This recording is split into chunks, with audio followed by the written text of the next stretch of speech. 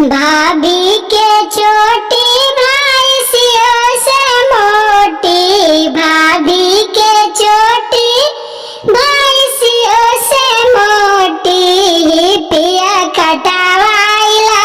ए गोर की भाभी, हिपिया कटावाइला ए गोर की भाभी,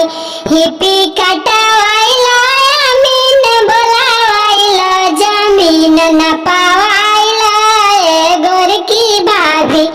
जमीन न पावाइला ए गोर की भाभी,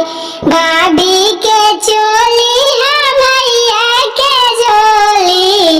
ओई में पैसा धरा